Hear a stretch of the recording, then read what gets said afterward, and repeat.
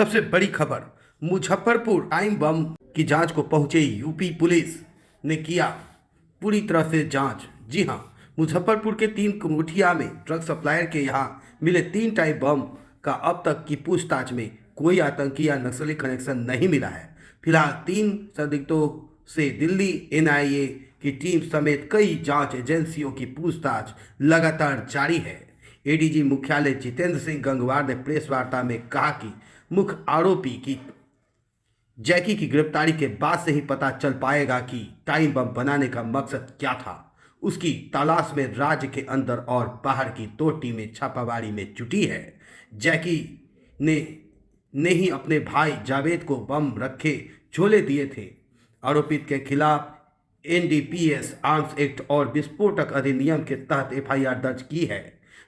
आपको बता दें कि मुजफ्फरपुर में 11 फरवरी के सुबह स्मैक तस्करों के अड्डे पर छापेमारी में 3 टाइम बम बरामद हुए थे, जिसकी जांच में पुलिस गई थी। उसी दौरान जैकी भी वहां मौजूद था।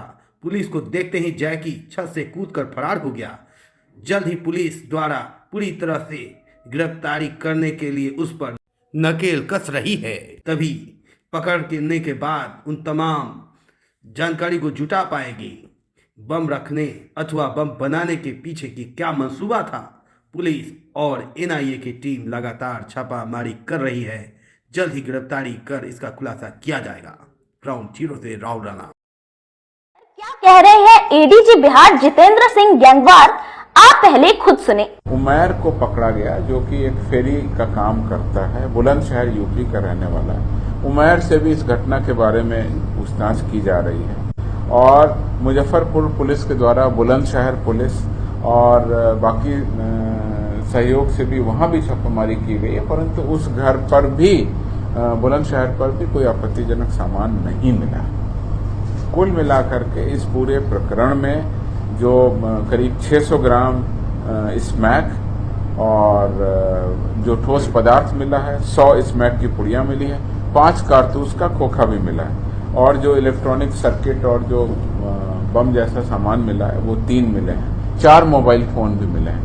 इस क्रम में जो कांड दर्ज किया है उसमें हमने एनडीपीएस की धारा लगाई है, यानी जो मादक पदार्थ की धारा है।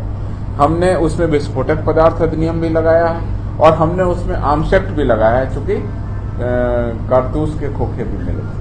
अब जो हमारे पास में एक व्यक्ति गिरफ्तार है, उसकी जो पूछताछ है उसके आधार पर और जो मोबाइल फोन है उनके आधार पर आगे विश्लेषण किया जा रहा है। पुलिस की टीम लगातार इस पर कार्रवाई कर रही है। जैसे ही कोई उपलब्धि होगी हम आपको बता देंगे। क्या इसमें जम्मू कश्मीर कुल मिलाकर के इस पूरे प्रकरण में हमारी एटीएस की टीम भी वहां जांच कर रही है और जो भी एजेंसी हम लोगों को जरूरत पड़ेगी हम उनसे तहकीकात भी कर रहे हैं, पूछताछ भी कर रहे हैं और आगे फॉलोअप एक्शन भी कर रहे हैं। ऐसा अभी कुछ भी कहना जल्दबाजी होगा। मैंने आपको वो सूचनाएं दी जो वेरीफाइड है, जहां तक हमारी सूचना आगे बढ़ी।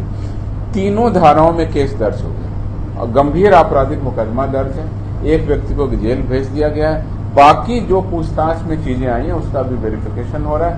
राज्य के अंदर, राज्य के बाहर, दोनों जगह हमारी टीमें काम कर रही। जैसा आपको बताया, बुलंदशहर भी गई थी, लेकिन वो जो तीसरा व्यक्ति है वो अभी फेरी करने वाला बताया गया।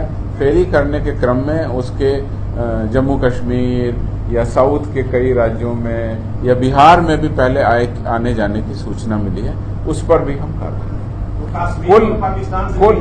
नहीं, ऐसा अभी कोई लिंक नहीं आया है और ये जल्दबाजी होगी कुछ कहना, इसलिए मैं आपको कह रहा हूँ। नहीं, एनआईए की जांच स्वतंत्र होती है, उसकी कोई सूचना मुझे नहीं है, मैं उस पर कोई टिप्पणी नहीं कर पाऊंगा।